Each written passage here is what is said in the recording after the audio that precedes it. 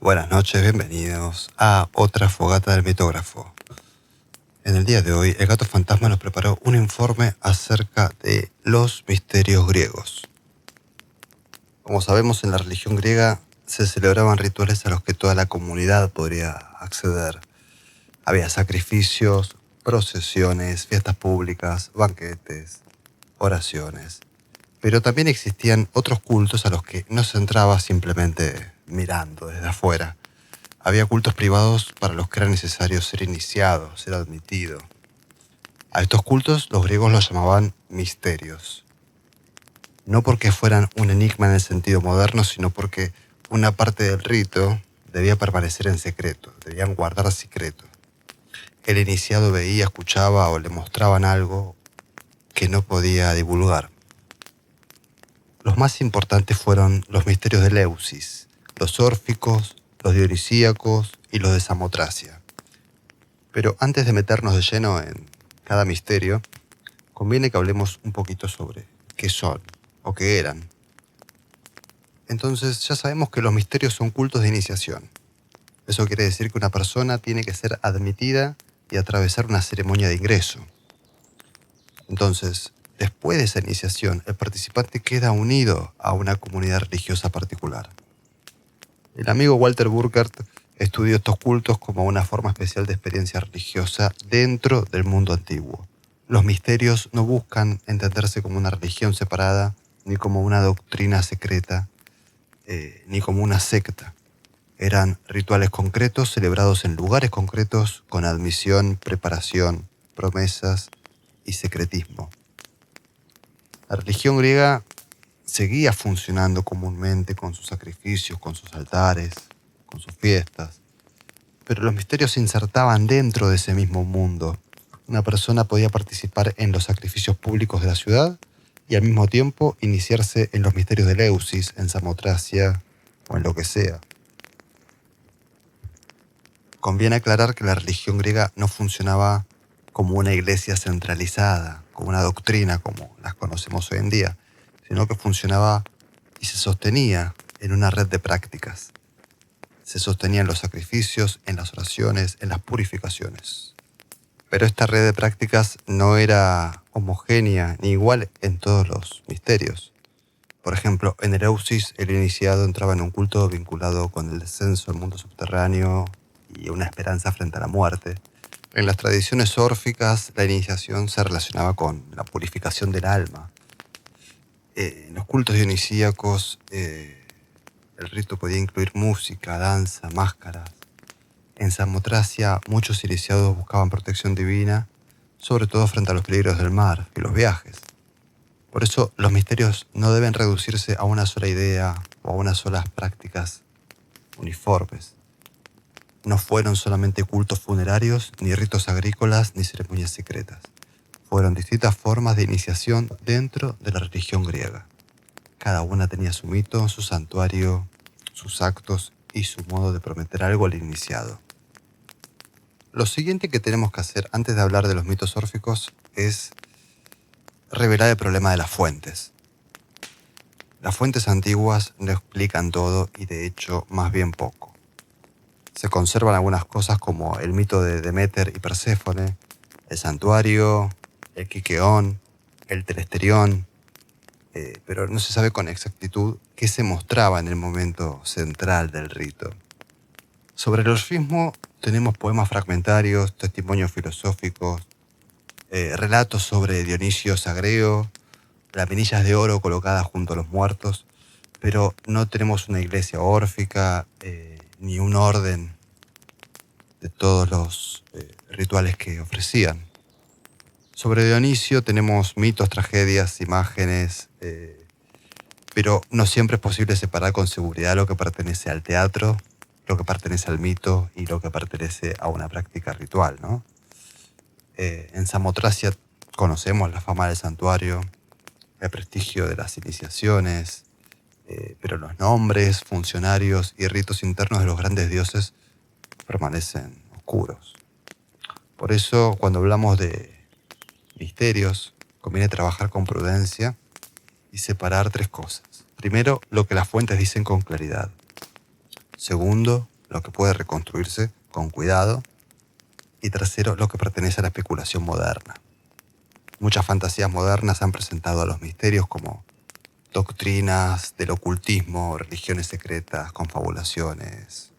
Bueno, las fuentes antiguas son más fragmentarias y difíciles de totalizar. Bien, ahora hecho todas las salvedades y advertencias, hablaremos del misterio de Eleusis. Como sabemos, Eleusis era una ciudad cercana a Atenas donde se levantó un santuario consagrado a Deméter, diosa de la agricultura, y a su hija Perséfone, también llamada Core. El mito central está narrado en el himno homérico a Deméter. La historia dice que Core recogía flores cuando vio cómo la tierra se abría.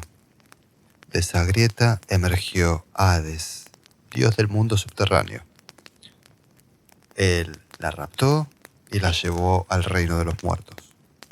Deméter escuchó el grito de su hija, pero no pudo verla. Entonces comenzó a buscarla por toda la tierra. La diosa preguntaba a todo el mundo desconsolada, sin rastro de su hija. Mientras ella se dedicaba de pleno a la búsqueda, había abandonado sus funciones divinas y los campos dejaban de producir, las semillas no crecían, las cosechas se detenían y el hambre amenazaba a los seres humanos. En su búsqueda, Deméter llegó a Eleusis, con una apariencia de mujer vieja, de anciana. Se sentó junto a un pozo, fatigada y cubierta por el dolor. Ahí la encontraron las hijas del rey Celeo. La consolaron y la llevaron a su casa real. Ahí fue recibida por Celeo y Metanira, que necesitaban justamente una nodriza para su hijo recién nacido. El niño se llamaba Demofonte. Deméter quedó al cuidado del bebé y se encariñó con él. En algunas versiones dice que la diosa quiso regalarle al niño la inmortalidad. Para eso lo alimentaba con ambrosía y lo colocaba sobre el fuego durante la noche.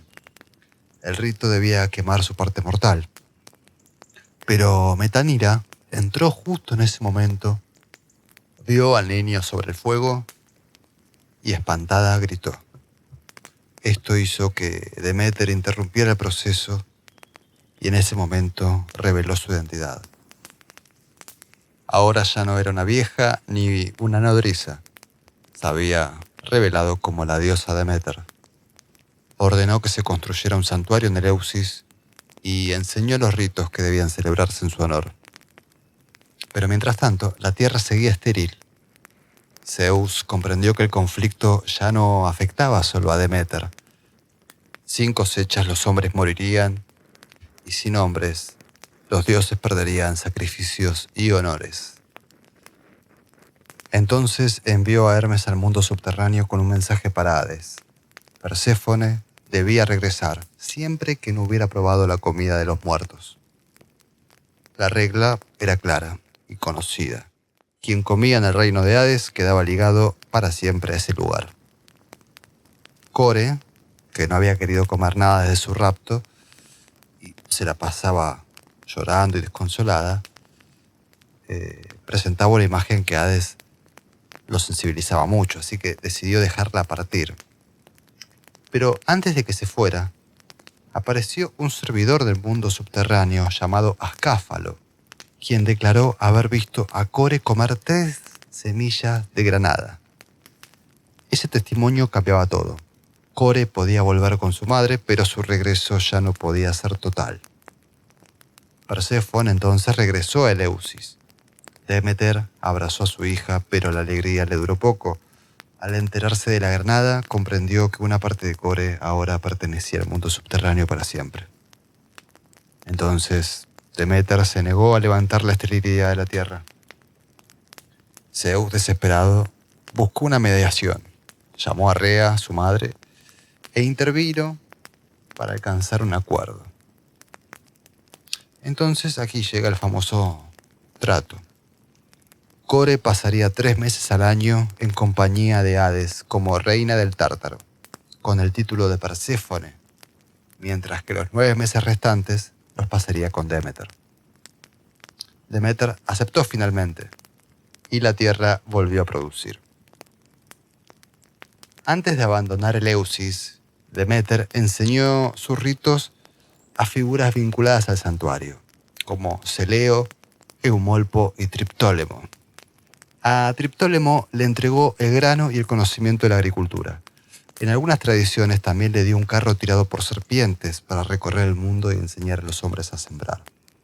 Desde entonces, Perséfone pasa una parte del año con Hades y otra parte con Demeter. Cuando Perséfone vuelve, la tierra florece y cuando desciende, la vegetación se apaga. Este mito daba el marco religioso de Eleusis. No hablaba solamente del ciclo agrícola, también hablaba de una hija perdida, una madre que no acepta la separación y un descenso al mundo de los muertos. Perséfone vuelve, pero no vuelve igual. Ha probado el alimento de Hades y su retorno queda marcado por la ley subterránea. Por eso Eleusis podía vincular agricultura, muerte y esperanza. Los ritos eleusinos tomaban ese relato y lo convertían en una secuencia ritual. Había una preparación previa, los participantes debían purificarse y realizar ciertos actos establecidos y cumplir condiciones antes de llegar al santuario. Después estaba la procesión desde Atenas hasta Eleusis por la vía sagrada. Llevaba a los iniciados hacia el lugar donde supuestamente Demeter había buscado a su hija y donde, según el mito, había enseñado sus conocimientos. Durante el camino se pronunciaban fórmulas y se llevaban objetos sagrados vinculados al culto. También aparece el Kikeón, una bebida hecha con agua, cebada y póleo. En el himno homérico a Demeter, la diosa acepta esa bebida después de rechazar el vino. En Eleusis se representa ese acto. El momento central ocurría en el Telesterión, el gran edificio de la iniciación. Las fuentes antiguas hablan de que se dicen cosas, de que se muestran y se hacen cosas. No sabemos con exactitud qué es lo que se mostraba. La etapa más alta de la iniciación se llama epopteía, palabra relacionada con la idea de ver. El iniciado llegaba a un momento en el que algo era mostrado dentro del santuario, pero las fuentes no lo describen de manera directa, así que no lo sabemos. Sin embargo, tenemos un amigo llamado Kevin Clinton que en sus estudios sobre Eleusis trabajó especialmente con inscripciones y testimonios del santuario.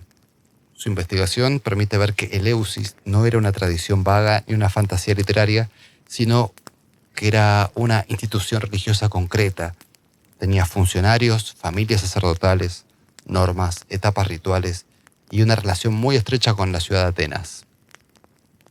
También el amigo Burkhardt nos advierte que no conviene reducir Eleusis a una doctrina secreta sobre el más allá. Lo que sabemos apunta más bien a una combinación de mito, preparación, palabras rituales y una experiencia celebrada dentro del santuario. Las fuentes antiguas sí coinciden en algo. La iniciación eleusina cambiaba la manera de enfrentar la muerte. El himno homérico a Demeter dice que es feliz quien ha visto estos ritos, porque quien no participa de ellos no tendrá el mismo destino después de morir.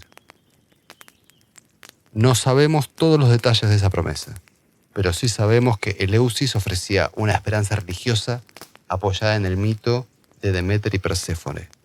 Y el iniciado, al participar del culto, entraba en una historia donde la muerte no era anulada, pero sí quedaba unida a una posibilidad de regreso, como la fertilidad y la continuidad. Bien, continuaremos con el orfismo. El orfismo proviene de Orfeo, ¿no? Aquel músico mítico que todos conocemos. Se dice que su canto era tan dulce que podía conmover a los animales, a los árboles y hasta las piedras mismas. La historia más conocida cuenta que su esposa, Eurídice, murió por una mordedura de una serpiente. Orfeo entonces decidió descender al mundo de los muertos para buscarla. Cantó ante Hades y Perséfone y su música logró lo imposible. Los dioses aceptaron devolverla a la vida a Eurídice. Pero había una condición. Orfeo debía caminar delante de ella y no mirar hacia atrás hasta salir del mundo subterráneo. Orfeo avanzó. Eurídice lo seguía detrás. Pero cuando ya estaban cerca de la salida, dudó. Miró hacia atrás y la perdió por segunda vez. Ese mito convirtió a Orfeo en una figura especial. Era el poeta que había bajado al inframundo, había visto el mundo de los muertos y había regresado. Por eso su nombre quedó asociado a poemas sagrados, ritos de purificación y enseñanzas sobre el destino del alma. A ese conjunto de tradiciones se lo llama orfismo. El amigo Martin West estudió bastante estos temas.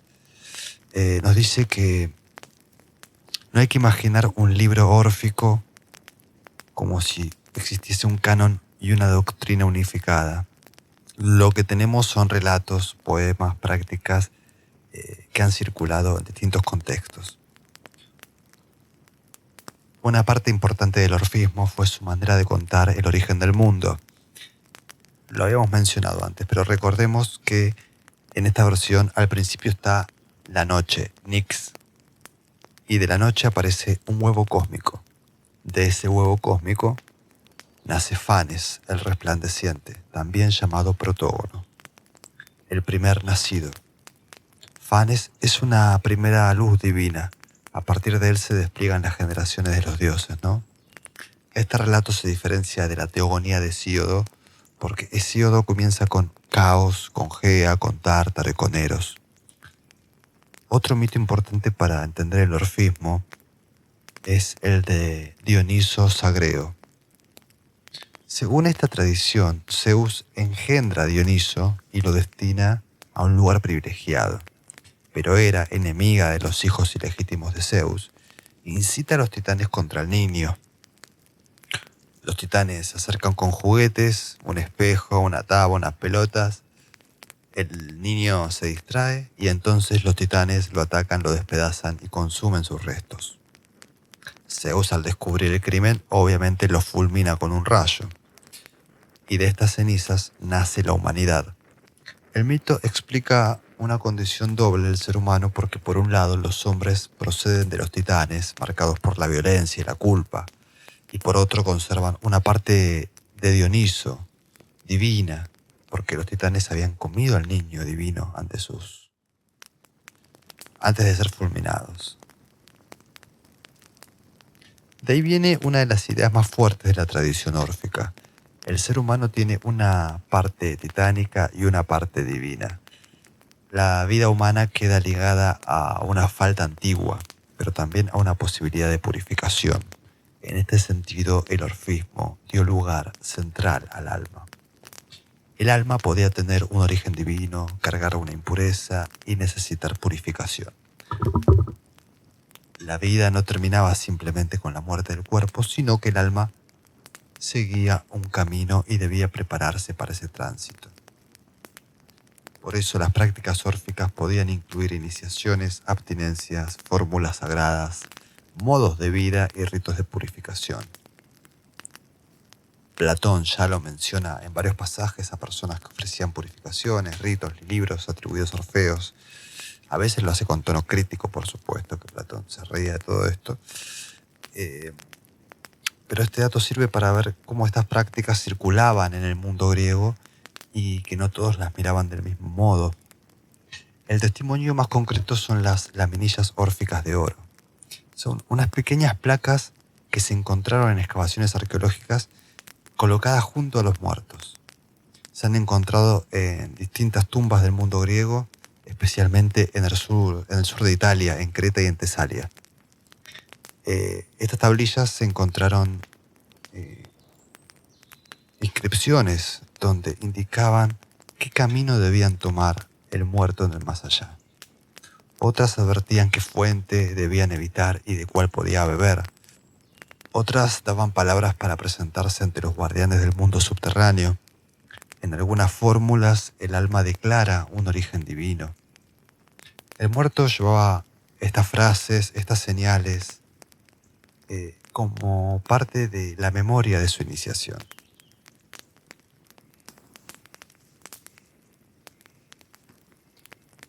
Hay un trabajo sobre los rituales de ultratumba, en donde se estudiaron estas laminillas como textos rituales para el más allá.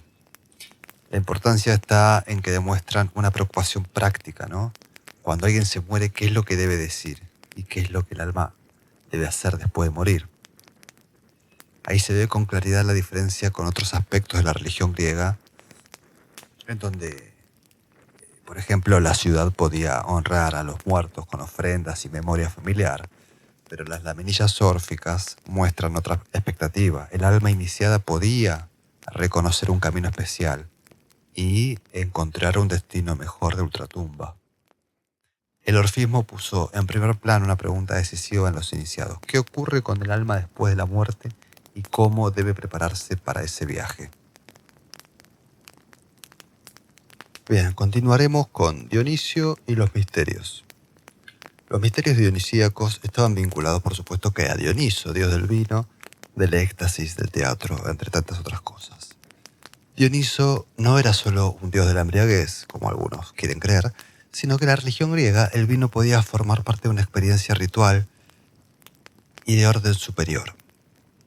La música, la danza, la noche, el canto colectivo podían sacar al participante de su estado habitual. Una de las historias más conocidas cuenta que Dioniso era hijo de Zeus y Sémele, una mujer mortal, por supuesto. Al parecer, Zeus la quería mucho a Sémele y le prometió concederle cualquier deseo. Cuando Hera se entera de que Sémele estaba embarazada, se disfraza de mortal y la engaña diciéndole que ella no era tan importante para Zeus y que al ser mortal no podría amar nunca como aman los dioses. Sémele, con esto en mente, le pide a Zeus que se muestre con su verdadera forma. Pero acá está la trampa, porque como Zeus había prometido concederle cualquier deseo, no pudo negarse. Entonces no tuvo más remedio que presentarse ante ella con su apariencia divina, lo que provocó que Sémele muriese fulminada. Como sabemos, los dioses siempre se presentan ante los humanos disfrazados o transformados porque los humanos no pueden resistir la presencia ante la divinidad. Zeus, acongojado, decidió salvar al niño que llevaba Sémele en su vientre, así que lo extirpó y lo cosió en su muslo hasta completar la gestación. Por eso se dice que Dioniso nació 2 veces, primero de una madre mortal y después del cuerpo de Zeus. Esta doble condición explica parte de su lugar religioso. Dioniso está vinculado al nacimiento, a la muerte, al ocultamiento y al regreso. Aparece como un dios que cruza límites, humano, divino, ciudad y monte. Aunque Dionisio Sagreo ya apareció en las tradiciones órficas, los cultos dionisíacos no se reducen solo a ese mito. Aquí Dioniso aparece sobre todo como el dios de la presencia ritual, la música, el vino, la danza y el éxtasis. A propósito, el término éxtasis significa salida de sí. En el contexto dionisíaco, señala un estado ritual en el que el participante abandona por un momento su vida ordinaria para ingresar a otro estado de conciencia superior. Otro término que se utiliza mucho es entusiasmos. Entusiasmo, dice llanamente, simplifica estar lleno del Dios. En cultos como estos, la presencia de Dioniso podía sentirse en el cuerpo, en la voz, en el movimiento y en el espíritu de comunidad reunida, aunque quizás todas estas sensaciones sean propiciadas por el vino en sí mismo. Los cultos dionisíacos podían incluir procesiones, música de flautas, tambores, danzas, celebraciones nocturnas principalmente. Las mujeres asociadas al dios recibían el nombre de Ménades o bacantes. Eurípides nos cuenta otro episodio relativo a Dionisio en su tragedia Las Bacantes.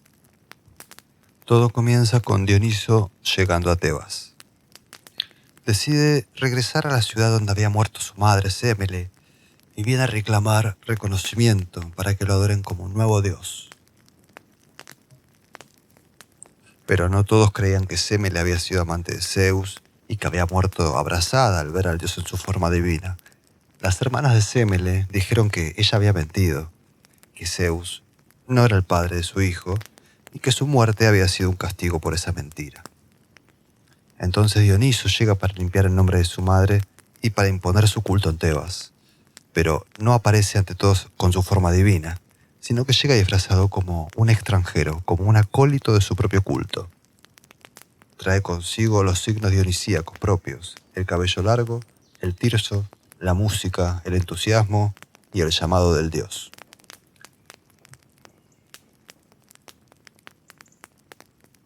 Las mujeres de Tebas los siguen y abandonan la ciudad. Se instalan en el monte Citerón y se entregan al culto de Dioniso. Entre ellas están las hermanas de Sémele, o sea, las tías de Dioniso, y también está Ágave, la madre de Penteo, el rey de Tebas. Penteo, por supuesto, que rechaza todo esto, porque se representa a Penteo como un rey preocupado por el orden de la ciudad, por las tradiciones y por la mesura. Desde su punto de vista, el culto de Dioniso siempre parece una amenaza. Las mujeres han salido de sus casas, han dejado la ciudad para reunirse en el monte. Entre ellas hay matronas y mujeres de familias importantes y respetuosas. Lo que Penteo ve no es una novedad religiosa, sino un comportamiento licencioso, una pérdida de control doméstico y una ruptura del orden público. Penteo entonces ordena apresar al extranjero. Los guardias lo llevan ante el rey, pero el prisionero no parece asustado. Dioniso, todavía disfrazado como servidor de su propio dios, responde con calma. No discute como un rebelde y tampoco suplica. Habla como alguien que sabe que Penteo no entiende lo que tiene delante. Penteo lo interroga. Quiere saber de dónde viene ese culto, qué hacen las mujeres en el monte y quién le dio permiso para introducir esos ritos en Tebas. Dioniso no revela su identidad. Habla del dios como si fuera otro. Le dice que Dioniso está cerca, que ve lo que ocurre y que no puede ser encadenado por la fuerza. Penteo no escucha y ordena encerrarlo. Pero el encierro fracasa. Dioniso se libera sin esfuerzo de la prisión y le dice que puede ir a ver a las mujeres en el Citerón. Puede observar lo que las bacantes hacen lejos de la ciudad. Puede comprobar con sus propios ojos aquello que tanto condena. Penteo acepta. Pero Dioniso agrega una condición más. Para acercarse sin ser descubierto, necesita disfrazarse. Dioniso lo convence de vestirse con ropas de mujer. El rey, que quería defender el orden, termina disfrazado. El hombre que quería controlar a las mujeres termina vestido como una de ellas. El gobernante que quería encerrar el culto termina guiado por el propio dios hacia el monte. Dioniso no destruye a Penteo de golpe, lo va desplazando del lugar. Primero lo saca del palacio, después lo saca de su autoridad, lo saca de su identidad y lo lleva al Citerón. Allí las bacantes poseídas por el dios continúan con sus rituales. Penteo se esconde para mirar, pero es descubierto. Las mujeres no lo reconocen como rey. Ágave no lo reconoce como hijo. Bajo el poder de Dioniso, lo ven como una presa del monte. Entonces lo atacan. Penteo intenta hablarle a su madre, intenta reconocer, pero Ágave ya no ve a Penteo, sino ve a un animal para la caza. Las bacantes lo despedazan. Ese despedazamiento recibe el nombre de esparagmos. Después Ágave vuelve a Tebas con la cabeza de su hijo en las manos, creyendo traer un trofeo de caza. Solo cuando el delirio comienza a disiparse, comprende lo ocurrido. La tragedia muestra con enorme claridad cómo actúa Dioniso. Él llega a algún lugar, altera el orden, invierte los papeles, suspende por un tiempo las formas normales de la ciudad y después deja a los hombres frente a las consecuencias. Por eso las bacantes es clave para entender lo dionisíaco. No debe leerse como una descripción directa de un ritual histórico, sino que Eurípides lo escribe como una tragedia. Pero la obra conserva elementos fundamentales del imaginario religioso de Dioniso.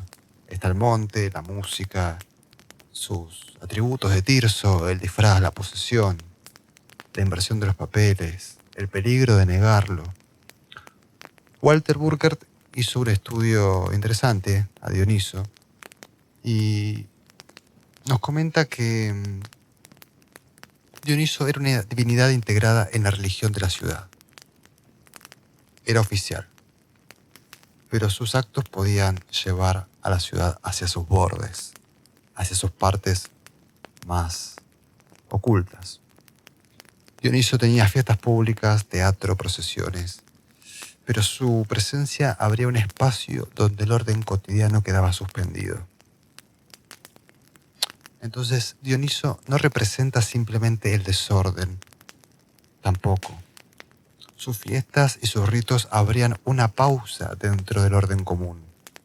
Durante esa pausa podían aparecer la música, el vino, el teatro, la noche, el entusiasmo, la inversión de roles. Después, la ciudad volvía a su forma habitual. Pero siempre la ciudad reconocía una fuerza que excedía a la familia, a la ley o al gobierno. Por eso, los misterios dionisíacos no deben pensarse solo como fiestas del vino. El vino era una parte del culto.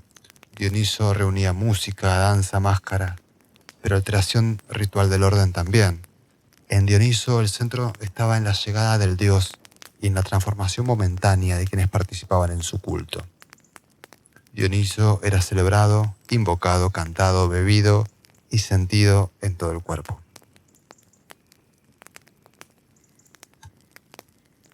Los misterios de Samotracia fueron otro de los grandes cultos iniciáticos más prestigiosos del mundo antiguo. Y curiosamente es de los que menos datos conservamos. Se sabe que su centro estaba en la isla de Samotracia, en el norte del Egeo, frente a la costa de Tracia. Allí funcionó el santuario de los grandes dioses. Samotracia estaba en una zona de paso marítimo. Por el norte del Egeo circulaban comerciantes, soldados, viajeros, embajadas, reyes, navegantes. Todo el mundo viajaba por ahí. El mar conectaba regiones, pero también podía destruir una tripulación en pocas horas. Por eso el culto de Samotracia quedó asociado sobre todo con protección en el viaje y salvación frente al peligro. La iniciación prometía protección divina en el mar y el culto atraía personas de distintas regiones durante la temporada de navegación. También recuerda que los dioses del santuario seguían siendo llamados simplemente los dioses o los grandes dioses. Esta forma de nombrarlo ya nos dice algo. El culto no funcionaba como una simple devoción a una divinidad conocida como Zeus, Atenea o Apolo. En Samotracia no tenemos tampoco un relato central tan claro como podría ser el rapto de Perséfone. Lo que tenemos es un santuario, una iniciación, una fama protectora y un grupo de dioses cuyo nombre queda rodeado de reserva. Una tradición antigua, transmitida por Nasias, identificaba a esos dioses con Demeter, Perséfone, Hades y Hermes. Aunque esta identificación aparece recogida en testimonios antiguos, sigue siendo discutida por los estudiosos modernos. La relación con Demeter, Perséfone, Hades y Hermes puede ser una interpretación griega posterior de nombres más antiguos, quizás locales, tracios o pregriegos. En algunos testimonios, los grandes dioses aparecen también vinculados con los cábiros, divinidades oscuras de carácter cetónico y protector. El término cetónico, conviene aclararlo, designa lo relacionado con la tierra profunda o los muertos o el mundo subterráneo. El amigo Karl Kerenji, en Los dioses griegos, trató de estudiar a los cábiros y a los dioses de Samotracia como figuras vinculadas a una religiosidad más antigua, siempre ligada a estas potencias de la tierra, de la fertilidad o del mundo inferior. Esta es una línea de interpretación sugerente, pero conviene usarla con cuidado. Sirve para entender el tono oscuro y reservado del culto, pero no para reconstruir una doctrina completa. Robert Graves también relaciona a Samotracia con tradiciones de la gran diosa, los cábiros y antiguos cultos griegos y del Egeo. En su caso, hay que ser todavía más prudente, porque Graves ofrece asociaciones útiles para pensar variantes, pero muchas de sus reconstrucciones son especulativas y carecen de fuentes. Para este capítulo nosotros, de todas formas, lo que sí podemos señalar es que los propios testimonios antiguos ya relacionaban a los grandes dioses con figuras femeninas, cetónicas y protectoras.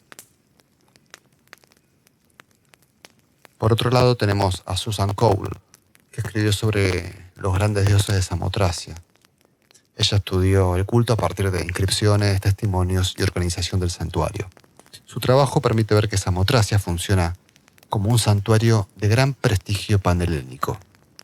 Había iniciados de distintas regiones y una presencia importante en época helenística y romana. Una de las diferencias más claras con Eleusis era el acceso. En Eleusis la iniciación estaba ligada a un calendario cívico y a una relación fuerte con Atenas. En Samotracia la iniciación era más flexible. Las fuentes modernas sobre el santuario señalan que podía realizarse durante la temporada de navegación, aproximadamente entre abril y noviembre. Eso tiene sentido si consideramos que la isla recibía viajeros mientras el mar permitía llegar. También se sabe que era un culto relativamente abierto. Podían iniciarse hombres y mujeres, griegos y no griegos, libres y esclavos. Esa amplitud aparece destacada en los estudios modernos sobre el santuario y ayuda a entender su difusión. Samotracia no dependía de pertenecer a una sola ciudad. Un viajero podía llegar, iniciarse y llevar consigo la protección de los grandes dioses. También tenemos las fuentes que hablan sobre grados de iniciación. El primer grado era la miesis, la iniciación propiamente dicha. Luego podía existir una etapa superior llamada epopteía, relacionada con una visión o una revelación más alta. Ya lo hemos hablado en los misterios anteriores. No conocemos el contenido completo del rito, pero sí sabemos que la iniciación incluía elementos mostrados, palabras reservadas y símbolos, coincidente con todos los misterios. Heródoto, que fue un iniciado de Samotracia, menciona una revelación relacionada con imágenes fálicas de Hermes o Cadmilo. Este detalle nos sugiere que la iniciación no consistía solo en una oración general por protección, sino en una explicación ritual de símbolos propios del santuario. Hay dedicatorias de personas que agradecían a los grandes dioses después de salvarse en el mar. Hay inscripciones de ofrendas de salvamiento. El culto prometía ayuda, no solamente una enseñanza. Por otro lado, tenemos la rotonda de Arsínoe II, una de las construcciones más monumentales del lugar. Todavía nos muestra la importancia política y dinástica que llegó a tener Samotracia en época helenística. Las excavaciones americanas describen la rotonda como el mayor espacio circular cubierto del mundo griego, construida con mármol de Tasos y decorada con motivos sacrificiales. Esto ayuda a corregir una imagen equívoca. Samotracia no era solo un culto en una isla remota, era un santuario prestigioso. Tenía arquitectura monumental, circulación internacional e iniciados de diferentes condiciones sociales. Bona Westcott estudió el santuario desde la arquitectura y el movimiento ritual. En su trabajo sobre el ir y venir dentro del santuario de los grandes dioses, muestra que el espacio mismo organizaba la experiencia. Entradas, recorridos, terrazas, edificios y desniveles guiaban al participante dentro del paisaje sagrado. Con esto podemos imaginar el culto de manera más concreta. El iniciado no entraba en una sala cualquiera o en una cueva. Llegaba a una isla montañosa del norte del Egeo, subía hacia un santuario ubicado en un paisaje abrupto. Luego entraba en un conjunto de edificios donde había sacrificios, procesiones, juramentos, símbolos, revelaciones y probablemente alguna sustancia embriagadora. Salía de allí con una promesa de protección. Samotracia muestra otra forma de misterio. Samotracia respondía a la necesidad de atravesar el peligro. Por eso su culto tuvo tanta fuerza entre navegantes, soldados, comerciantes y viajeros. En el mundo griego viajar por mar era una práctica diaria y un riesgo muy alto. Los grandes dioses ofrecían protección allí donde la ciudad, la familia y la técnica humana no alcanzaban.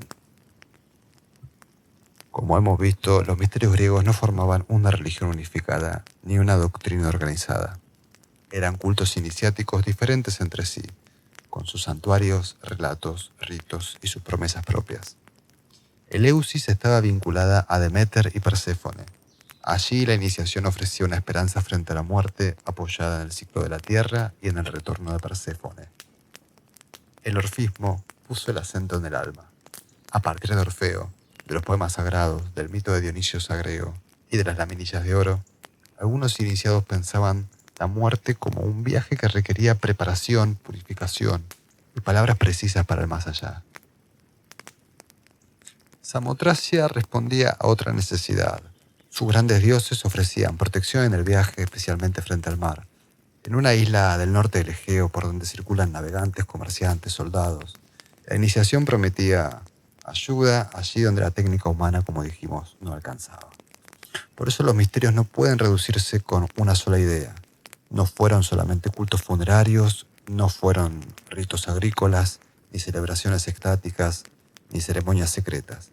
Fueron distintas formas de participar en una relación más reservada y directa con los dioses. Cada misterio respondía a una preocupación concreta: la muerte, el alma, el cuerpo, el viaje, la purificación o la esperanza. Gracias por acompañarnos. Los esperamos en la próxima Fogata del Mitógrafo.